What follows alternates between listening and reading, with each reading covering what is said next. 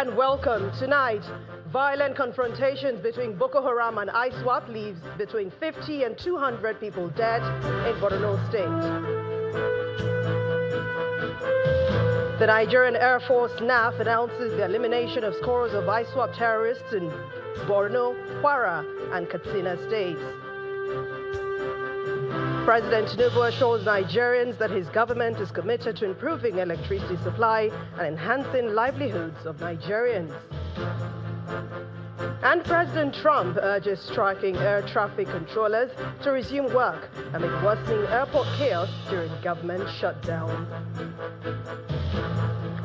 And on business, global digital infrastructure giant Equinix is expanding its footprint in Africa with plans to build a $22 million data center in Lagos.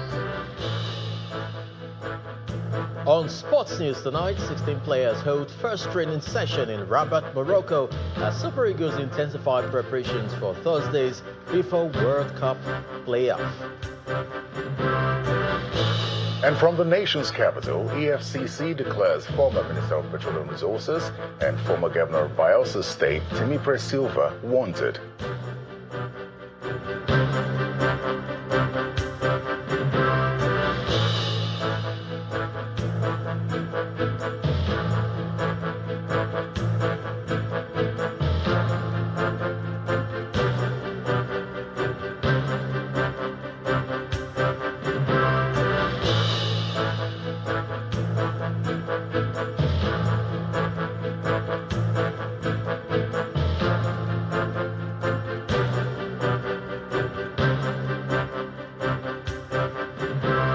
We'll begin tonight with security matters as the Nigerian Air Force has announced the elimination of scores of Islamic State of West Africa province terrorists in Malam Fatori and Shirawan of Borno State, and that's according to NAF. Bandits enclaves in Garindadi and Chigogo in Kwara State, as well as Zango Hill in Kankara local government area of Katsina State, have all been destroyed. According to a statement by the spokesman of the force, Air Commodore Nhime Ejodame, the coordinated missions were carried out on November the 9th, 2025, following credible intelligence. Commodore Ejodame also explains that the missions represent a decisive phase in the ongoing joint operations under Operation Hadinke and Operation Fasenyama, aimed at degrading terrorist and criminal networks across Nigeria's northern region. And conflicting death tolls trail the violent confrontation between Boko Haram and Islamic State West Africa province ISWAP in Borno State. News agency AFP reports that the latest clash in Dogon Chiku claimed as many as 200 ISWAP fighters. But according to them, a former Boko Haram member who continues to monitor local insurgents' activities says that Boko Haram reportedly lost 4 fighters with several weapons seized. Other sources, however, put the death toll closer to 50. A security source speaking on condition of anonymity also confirmed that at least 50 ISWAP fighters were killed in Tibongeni, which is an island in Borno State's Abadam local government area. That attack followed an ISWAP offensive that saw the group mobilize fighters on 10-powered boats aimed at retaking the island from the rival Jama'atu al-Sunnah group. But intelligence reportedly reached JAS leaders ahead of that assault, following and allowing them to set up counter ambush. When ISWAP fighters landed, their planned surprise attack quickly turned into a deadly trap. And the source also adds that 7 ISWAP boats were seized, while 3 others managed to escape, though not sustaining any casualty. And we head to Kebbi State now, where the governor, Nasir Idris, has cautioned communities along the Nigeria-Niger Republic border not to allow foreigners create division and disharmony among them. The governor gave this warning during a visit to Arewa local government area to commiserate with victims of the recent farmers-herders clash, which resulted in the loss of lives and the displacement of several residents. Governor Nasir Idris is in Kengiwa, headquarters of Arewa local government, where he addressed affected communities following the violent clash between farmers and herders. The visit begins with an account of the tragic incident which displaced many Hausas, Fulanis and Zabarmawa families as the Hausa community blames migrating herders from Niger Republic for the crisis which led to retaliatory attacks affecting innocent residents. The essence of this killing is linked to strange Fulani men from the Niger Republic. They came from Niger and committed these atrocities. On their part, the Fulani leaders stated that they have lived peacefully with Hausa farmers for decades, insisting that the recent violence was caused by foreign elements, not members of their community. This incident was not committed by our people. Those responsible are strangers who come and go. They succeeded only because of the existing security challenges. In his response, Governor Nasir Idris directed security agencies to carry out a thorough investigation into the crisis, assuring that anyone found culpable will face the full weight of the law. I want to call on our people, let them embrace peace. And the government of Kebbi State under my able leadership will do everything possible to assist them. And at the same time, we have directed the security agents to launch a full investigation. The perpetrators should be brought to book. Beyond the visit, the governor led an interfaith prayer session seeking divine intervention for lasting peace and security across Kebbi states. Prayers were offered by Muslim and Christian clerics for unity and harmony among the people. Allahumma salli ala Muhammad wa ala ali Muhammad kama sallaita ala Ibrahim wa ala ali Ibrahim. We have come together to call upon you for the peace of Kebbi and Nigeria as a whole. Let the peace come to be in the name of Jesus. The visit climaxes with Governor Idris announcing a 150 million naira relief package for victims of the communal clash in Arewa local government area. And for residents of Arafinkada community in Wukari local government area of Taraba State, the continuous killing of their people by hoodlums is very disturbing. The residents staged a peaceful protest, resolved through dialogue between the Tiv-Jukun tribes to end the mutual suspicion and the build-up of trust among the residents. This peaceful protest by youths, women and children of Rafinkada community in Wukari local government area of Taraba State follows unending ambush and killing of residents by hoodlums, leading to mutual suspicion between the Tivs and Jukun residents. The protest ends in a meeting organized by a retired military officer from the area. This country has given me so much, and then I have to give back to the community. Because it's better you stop crisis from the incendiary stage than allowing it to grow. It will be more difficult for security agencies to tackle it. Representatives of the Christian Association of Nigeria and youth groups believe that dialogue will douse tension, eliminate suspicion, and encourage them to fight their common enemy for enduring peace. Unity is very important in the community. Unity is very important in the politicians' area. Unity is very important in our state. Unity is very important in Southern Taraba. So I'm charging us to be one. Whatever, every position, in every position that you are appointed to, try by all means to fear God. For a long time now, we have been looking for such a venue to dialogue with our neighbors for peace to return to our community. Just after our protest, the State Commissioner of Police assured of beefing up security along that axis. Governor Agbu Kefas, represented by the chairman, Wukari local government area, says efforts are in top gear to ensure that no further loss of lives is recorded in the area. The Commissioner of Police came and she assisted by deploying some policemen who are patrolling this site. That is why you can see since that time, since that incident, nothing like that has happened again. So we are still hoping for more security men, for more equipment, and more working materials. We have appealed to His Excellency, maybe if he can assist us with more motorcycles, which we will deploy, we'll give it to the security men and our youth that will be patrolling this road. As residents roll out their drums in celebration of the return of peace to the community, the event concludes with the empowerment of widows and business owners who recorded losses due to the attacks. In a bid to strengthen the security architecture in Nigeria, the federal government says it has begun the production of locally made military hardware in the country. Speaking at the headquarters of the Ministry of Defense during the signing of a memorandum of understanding to formally kickstart the production, the Minister of Steel Development, Mr. Audu Shoaibu, explains that the move is part of the federal government's effort to tackle insecurity in Nigeria. Our correspondent, Kumbi Aboluwade, reports. This meeting between the Ministry of Steel Development and the Ministry of Defense in Abuja is to examine the security architecture in Nigeria and prefer ways to strengthen it.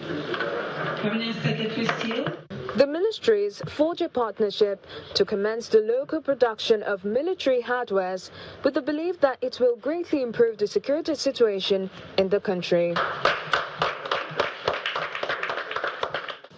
This partnership marks a bold and visionary step in our collective pursuit of self-reliance in defense productions and national industrial revival.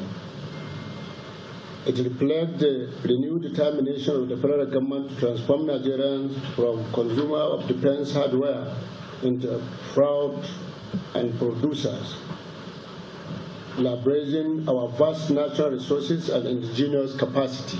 Steel is extracted from iron ore, which is a natural resource believed to be over 3 billion metric tons deposit in states such as Kogi, Enugu, Niger, as well as the Federal Capital Territory, according to the Raw Materials Research and Development Council. Data from the agency states that Nigeria imports about $4 billion worth of steel products annually, a situation the government aims to change with the signing of the MOU. Today we are signing a memorandum of understanding to use the engineering workshops at the Ajaokuta Steel Complex to produce military hardwares. Military hardware such as helmets, vests, bullets, and rifles. This is a very, very key component of Mr. President's Renewed Hope agenda to improve the security architecture of Nigeria. And what we're doing here today would help us to improve the overall security architecture of this country. The local production of military hardwares is part of the plan to create a robust domestic steel industry that supports national industrialization and enhances the country's self-reliance in defense production. From Abuja, Kumbi Aboluwade, Channels Television News. In part two, after the break, President Bola Tinubu assures Nigerians that his government is committed to improving electricity supply and enhancing the livelihoods of the citizens. Please join us again.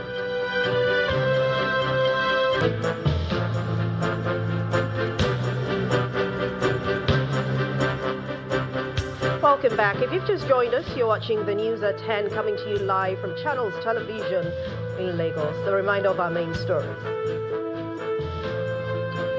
The Nigerian Air Force announces the elimination of scores of ISWAP terrorists in Borno, Kwara, and Katsina states. Violent confrontations between Boko Haram and ISWAP leaves between 50 and 200 people dead in Borno. President Tinubu assures Nigerians that his government is committed to improving electricity supply and enhancing the livelihoods of the citizens. And President Donald Trump urges striking air traffic controllers to resume work amid worsening airport chaos during the government shutdown.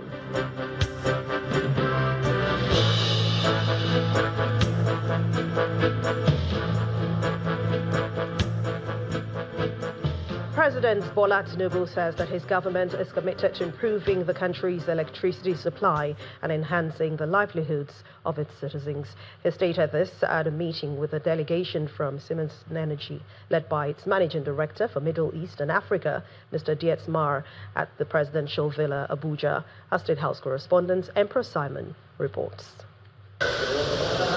The Ministers of Power and Finance led the Siemens delegation to the office of President Bola Tinubu at the State House, Abuja. Please.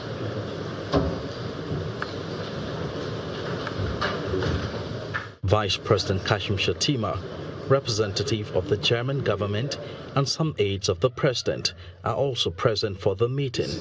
After 24 years, this over 2 decades, this has been... The Minister of Power kickstarts with an update on the Presidential Power Initiative, popularly known as the Siemens Project. Siemens Energy has successfully delivered and commissioned 10 units of 132-33 kV mobile substations, 3 units of 75 by 100 MVA transformers, and 7 units of 60 by 66 MVA transformers across key load centers nationwide.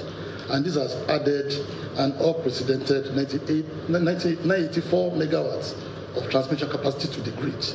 The delegation commended the commitment of President Bola Tinubu to the execution of the Presidential Power Initiative, promising to invest more in Nigeria. The PPI project has catalyzed local job creation for young Nigerian professionals and also will engage across engineering, logistics and overall project management. At least over 1,000 Nigerians professionals will be engaged directly in the 5 projects that we are currently executing. We will provide not only export credit guarantees, but we will also push for a speedy completion of this project, because we know how the political agenda in Nigeria is, and we think actually the government should take the full credit of the successful completion of this project. President Tinubu assures of efforts to transform the power sector in Nigeria, as according to him, no industrial growth or economic development can take place without power. Let me affirm our government's commitment to the aspect of this. And in addition to that, we are going to resource and, find a way to fund the additional 10 mobile substations. Follow this up. I look forward to more achievement and accelerated one. The president also directed the expansion of some major transformer substations from 2 to 3 phases to boost the country's power supply, as he assures the delegation that the government will continue to provide the needed resources for the power project. From the Presidential Villa, Emperor Simon, Channels Television News. In Kogi State, the Governor, Usman Ododo, is calling on residents of rural communities to safeguard government projects in their areas and ensure they serve the people effectively. Governor Ododo made this appeal during an inspection tour of ongoing projects initiated by his administration in Borno local government area. He assures residents that his government will continue to prioritize their welfare and the development of the rural communities. The governor of Kogi State, accompanied by some of his aides, are here in Borno to inspect some of the projects initiated by his administration. His first stop, amid cheers by the people, is in Agbadu, where he inspected a primary health care center, which is nearing completion.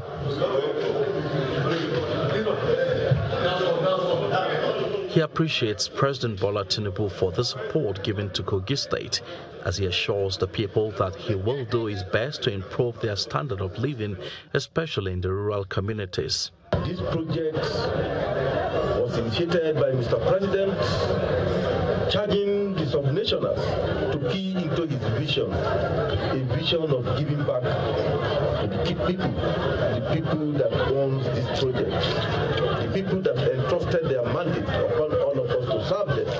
And of course, we are here for the inspection, and very soon, within a shortest period of time, within this year, these will be commissioned. Governor Ododo also inspected another primary health care center at the Ayugunle Bunlu.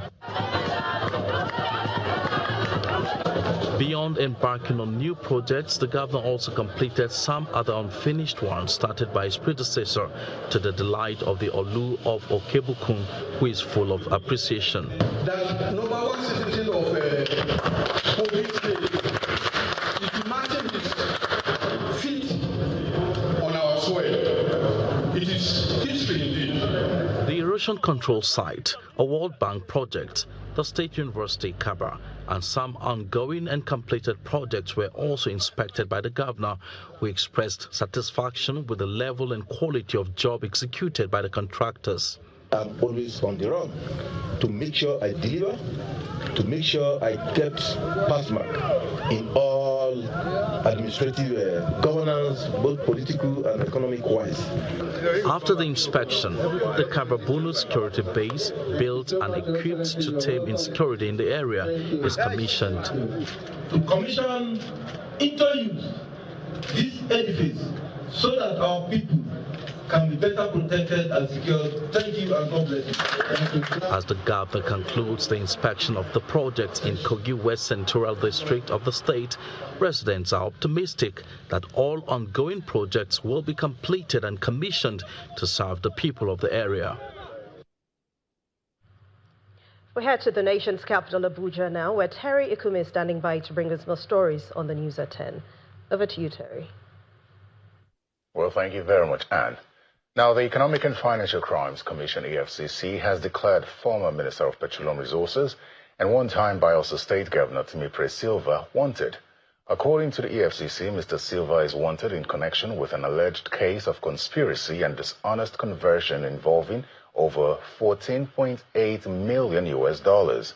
Funds said to have been invested by the Nigerian Content Development and Monitoring Board in Atlantic International Refinery and Petrochemical Limited for a refinery project.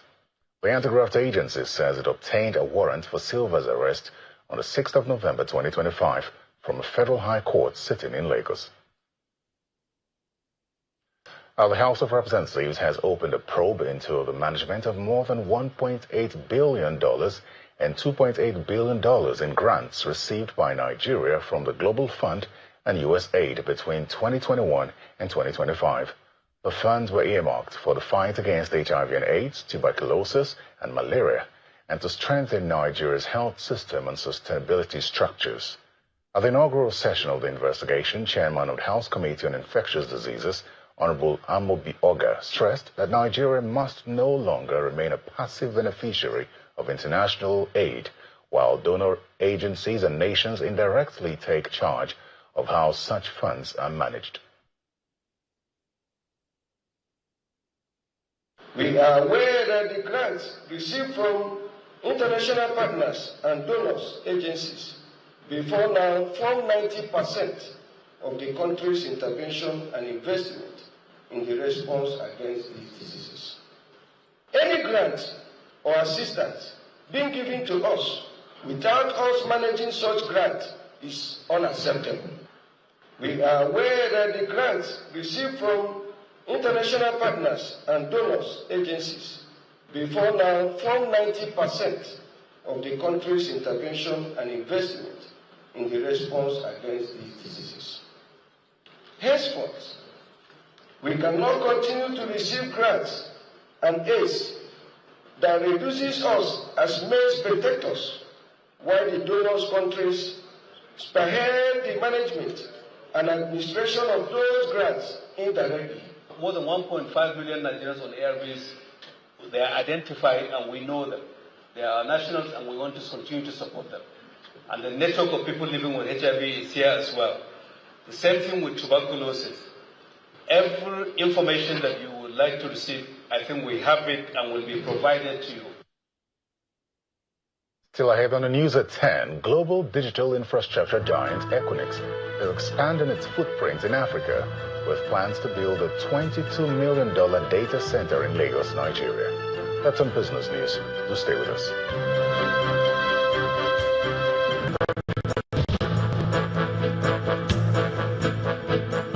Welcome back to the news at 10. The World Health Organization, WHO, and the United Kingdom Foreign Commonwealth and Development Office, FCDO, have commended the Enugu state government for its investment in health systems development in the state. This commendation was made known during a presentation ceremony of vehicles, equipment, and various training items to Enugu State College of Nursing Sciences by the WHO and FCDO at the Enugu State Government House. The items donated include 2 15-seater Toyota Hiace commuter buses, 2 Meccano diesel generators, 145 desktop computers, 5 suction machines, among others. At the handover ceremony, the WHO country director and head of mission, Nigeria, Dr. Pavelosu, said the donation followed a comprehensive infrastructure readiness assessment conducted on both Park Lane and Agu campuses of the Enugu State College of Nursing Sciences by WHO in partnership with the state government. Appreciating the gesture, Governor Peter Mba reiterates his administration's commitment to improving not just the health system, but all sectors in the state. So this is the support from the WHO, FCDO for the health training institutions. Essentially, this is going to strengthen the training of our healthcare personnel. It would also improve the standard. So on behalf of the government of Enugu State, we thank immensely the WHO and FCDO for this generous donation. So some company news now. Ewaolua Feishiton has emerged as the grand prize winner of 500,000 naira in the 10th edition of the Indomie Fan Club Team Yourself Up competition. The grand finale, which held in Lagos, featured various exciting activities for children, teachers, and parents. The national coordinator of the Indomie Fan Club, Ogechukwu Faith, says the competition is aimed at encouraging creativity and recycling in children while bonding with family members.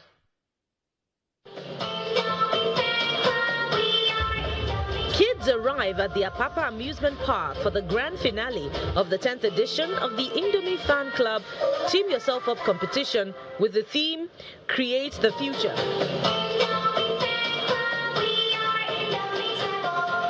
The best crafts across the country are showcased at this finale, as the competition is designed to celebrate creativity, recycling, imagination, innovation, and bonding between Indomie Fan Club kids and their families. Each artwork displayed represents a child's unique perspective. It's not just about the display of the beautiful art work of the children. It's about seeing these children's talent come to life, seeing the creativity of these children come to life. With over 60,000 entries received, the children create art by using empty Indomie cartons, sachets, and seasoning wrappers. We look at the creativity and originality. You know, we need to see that we thought out of the box to an extent. You know, we need to be very creative. Entry number 0! And then the announcement of top and regional winners. Other participants are not left out, as they are also compensated for their good work. Going home with 500,000 Ewaolua Feishiton emerges as the grand prize winner. I'm happy for what Indomie has done for me. Thank you very much. I wish you the best. No even will come to you. The management of Dufil Prima Foods, makers of Indomie instant noodles, reiterates its commitment to recognize and support the creative growth of Indomie Fan Club kids. What the brand has just done is to give them the opportunity to say, hey, with the level of development we have around us, technology, AI, and the rest of them, you can actually create the future that you want to see. It's just encouraging the kids to hone their space, and the sky is usually their start. It's actually their starting point. We'll say while they are eating Indomie, there's also an opportunity when you are creative with the right wrapper, with the cartons, and that is what we've consistently done in 10 years. This year entry shows us that the children are taking ownership of this competition. So it's a good one for us, that the children are the one asking, when is the competition going to come up? Indomie Fan Club is a brand that fosters emotional connection and bonding between families, encourages self-expression, builds confidence, and nurtures the creative potential of every child. Well, that's it from the nation's capital. The rest of the news continues from Lagos with Anne. Thank you very much, Terry. Another feather nests on Channels Television with a global recognition awarded to the Channel's news leader, the nation's news leader, for the profound contribution to shaping the media landscape in Nigeria. Dr. John Momo, chairman and CEO of Channels Media Group, has once again been recognized on the world stage. The honor comes from the Power Networking Experience and Expo, PNEX, in Atlanta, which has named him the recipient of the prestigious 2025 International Enterprise and Excellence Award. This global accolade is specifically instituted to champion and honor Black leaders and professionals worldwide who demonstrate exceptional prowess and impact in their respective fields. Dr. Momo now joins an illustrious roster of past honorees, a group that speaks to the significance of the award.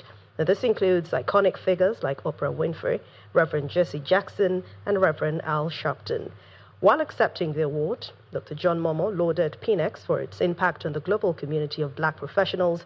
He also paid tribute to his team and to all who share his belief in the power of creativity, collaboration, and excellence to transform lives and community. The award was received on his behalf by leadership consultant Linus Okorie, the founder, Guardians of the Nation International. I have the distinct honor of sharing the 2025 International Business Tycoon of the Year Award to Dr. John Momo. You are excellent, but the caveat, you are exceptional. In a sense, transcended excellence through exception. And we love you for that. You are a model. Thank you very much. You are a model. And this is our presentation to you. It's a solidness of what you communicate to our people who must adapt this kind of attitude, this kind of work ethic, this kind of giving and loving and serving to the culture. Thank you very, very much. And Dr. Linus Corey, thank you very much for making sure that we had this honor. Thank you. Thank you very much. Ladies and gentlemen, just before Mr. John Momo say a few words, I want to let you know that he built the first independent television in the whole of Nigeria that has won 14 awards at its strength. This man now has television in Washington, D.C., in South Africa, and if you want the best in Africa, you come to Nigeria, visit John Momo. That's the man. Thank you very much indeed. And Dr. Fraser, thank you so very much indeed. I'm truly grateful that PNEX has made it possible for me to join virtually. I see this award not just as a personal achievement, but as a tribute to the incredible team I work with, people who share a deep belief in the power of creativity, collaboration, and excellence to transform lives and communities. PNEX has all over the years built something truly special, and I've followed it for a long time.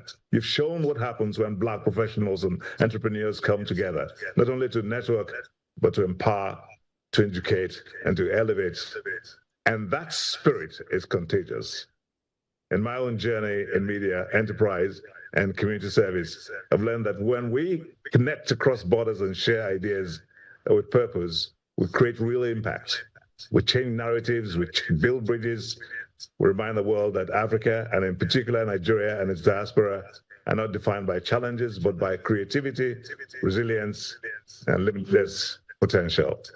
So as I accept this award, I do so with gratitude, great gratitude, and with a renewed sense of commitment to continue to work, to keep building, mentoring, and investing in the next generation who will take this vision even further.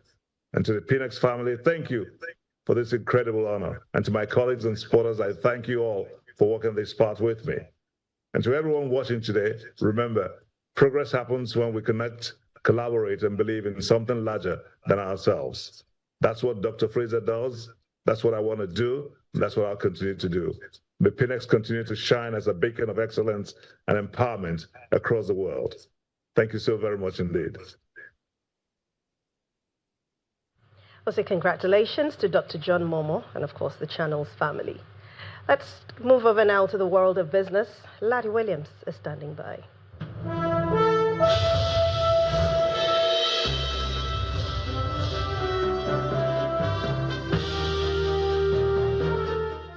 Thanks, Anne. Well, in business, Dangote Fertilizer Limited has partnered with ThyssenKrupp Ode Fertilizer Technology to license advanced UFT fluid bed granulation technology for 4 new urea production units in Lekki, Nigeria. The expansion will increase DFL's annual urea output from 2.65 million tons to over 8 million tons, incorporating energy efficiency, environmentally friendly systems to meet global standards.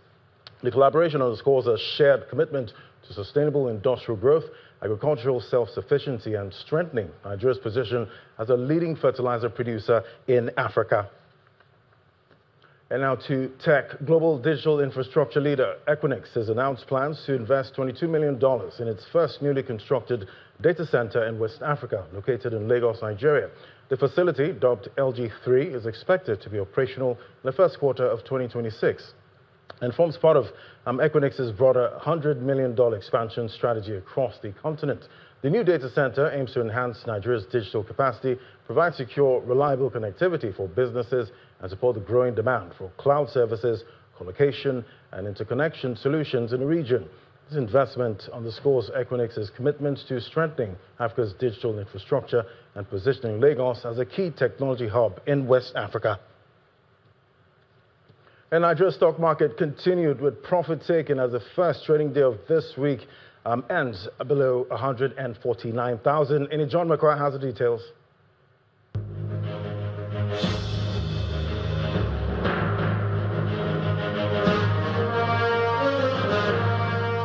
Everyone, and welcome to the stock market report. Well, it seems investors of the Nigerian stock market are determined to take every profit that they can at this time. 472 billion naira is what they took away from the market today, and that has kept the market cap at 94.526 trillion naira. Of course, the all share reflects it is down 0.46%, and we see that we lost that 149,000 level, which we opened the market with earlier today. So we closed at 148,832.19. The drivers of this mostly, we see, of course, banking continues to feel that pinch.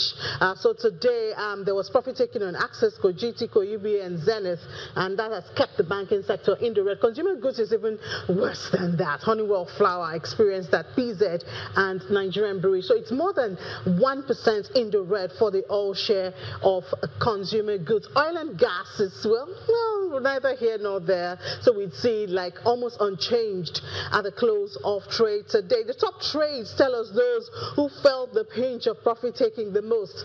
Accessco, Zenith Bank, as well as Charms, they were the top trades. A lot of profit taken from them at the close of trade today. And so we begin the week again with the bear.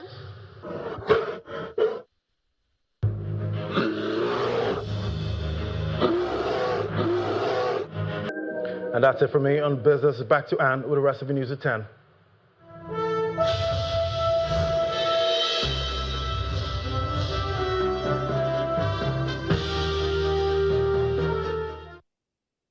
Thank you, Laddie. And outside our shores, a deal aimed at ending the U.S. government shutdown has passed the Senate, paving the way for a record-breaking impasse to be broken.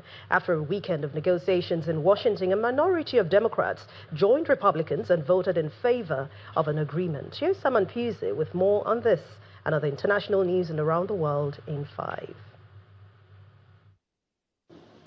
Good evening and welcome to the channel's studios here in London with your international news around the world in 5. A deal aimed at ending the longest U.S. government shutdown in the country's history has passed the Senate, paving the way for the record-breaking impasse to be broken. After a weekend of negotiations in Washington, a minority of Democrats joined with Republicans and voted in favor of an agreement. The vote is a procedural first step towards passing a compromise to fund the government since it ran out of money on the 1st of October. It will need to clear several more hurdles, including a vote from the House of Representatives, before federal employees and services return. However, many Democrats were furious that members had switched to vote for the deal. If this vote succeeds, over 20 million Americans are going to see at least a doubling in their premiums in the Affordable Care Act. In my state of Vermont and throughout this country, for certain groups of people, it will be a tripling and a quadrupling of their premiums. There are people who will now be paying 50% of their limited incomes for health care. And the fact that tonight we get this stunning deal where Democrats in the Senate basically caved, this is going to be, I think, the move that once again shows that Democrats simply are willing to give up the fight, even as the public overwhelmingly show that they will reward them if, in fact, they do stand tall and stand firm. Casualties have been reported after an explosion near a metro station in Delhi. At least 8 people have died in the blast, according to local media, although that number is expected to rise. The incident occurred near the Red Fort station in a densely populated area of the Indian capital. The iconic Red Fort is a high-profile landmark in Delhi. Thousands of tourists, both domestic and foreign, visit the 17th century monument every day. The exact details of the cause of the explosion are still being investigated. At least 31 inmates have been found dead in a prison in southern Ecuador, including 27 who have been hanged. 4 prisoners were killed and more than 30 injured in clashes between rival gang members in El Oro prison in the city of Macala in the early hours of Sunday. Hours later, security guards who had been alerted to a fresh outbreak of gang violence found the others who had been hanged on the building's 3rd floor. The country's overcrowded prisons have been the scene of a series of deadly riots and gang fights in which hundreds of inmates have been killed in recent years. Typhoon Feng Wong has made landfall in the Philippines, where more than 900,000 people have been evacuated and 2 people have been killed. The storm hit as a super typhoon with sustained winds of around 185 kilometers per hour. The eye of the storm hit Aurora province in Luzon, the country's most populous island. The country's meteorological service warned of destructive winds and high risk of life-threatening storm surges from the very intense typhoon. A female TikToker accused of helping Mali's army has been seized and executed by suspected jihadists. Mariam Cisse, said to be in her 20s and with over 100,000 TikTok followers, posted videos about her life in her Tonka hometown in the northern Timbuktu region and often expressed support for the army. Her death has shocked the nation, which has been battling a jihadist insurgency since 2012. State TV said she had simply wanted to promote her community and support the army through her TikTok posts. Iran, especially its capital Tehran, is facing an unprecedented drought this autumn, with rainfall at record lows and reservoirs nearly empty. Officials are pleading with citizens to conserve water as the crisis deepens. The country's president has warned that if there is not enough rainfall soon, Tehran's water supply could be rationed. But he said that even rationing might not be enough to prevent a disaster. Iran's meteorological officials say no rainfall is expected over the next 10 days. And the former French President Nicolas Sarkozy has been granted early release from jail, 3 weeks into a 5-year prison term for taking part in a criminal conspiracy. He will be subject to strict judicial supervision and barred from leaving France. The former centre-right president was sentenced to 5 years for conspiring to fund his 2007 election campaign with money from the late Libyan dictator Muammar Gaddafi. And that's your international news around the world in 5. Now back to the channel's studios in Lagos.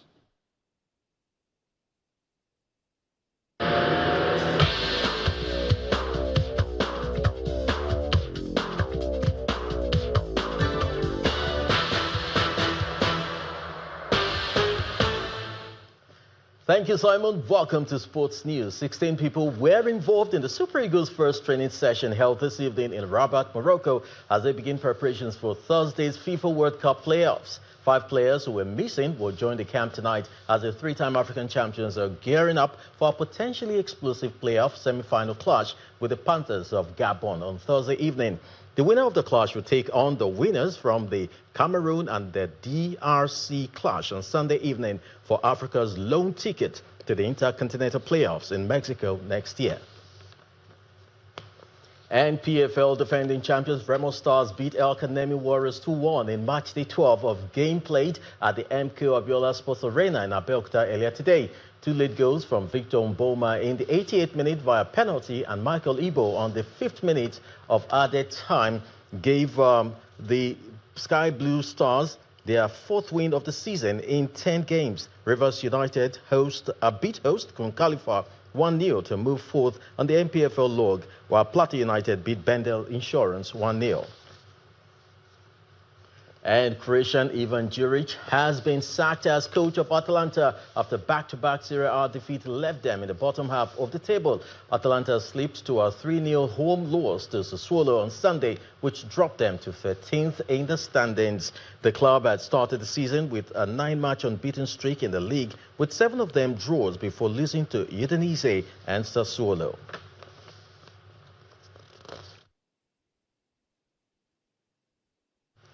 And the Confederation of African Football CAF in partnership with Puma have unveiled the official match ball for the 2025 African Cup of Nations holding in Morocco. Named Itri, the ball draws inspiration from Morocco's centuries-old Zelich art form, renowned for its intricate geometric mosaic, while symbolizing the unity and passion of African football across the continent. The name also pays tribute to the star featured on the Moroccan club flag and reflects the star patterns that hold significance in traditional Zelich craftsmanship. That sports is back to you, Anne.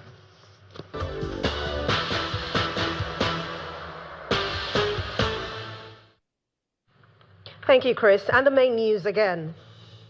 The Nigerian Air Force has announced the elimination of scores of ISWAP terrorists in Borno, Kwara, and Katsina State. Violent confrontations between Boko Haram and ISWAP has left scores of people dead in Borno State.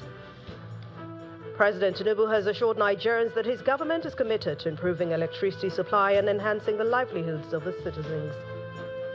And President Donald Trump has urged striking air traffic controllers to resume work amid worsening airport chaos during government shutdown. And that's the news at 10 tonight. Thank you so much for watching. I'm Anne Nwawadu. Good night and stay safe.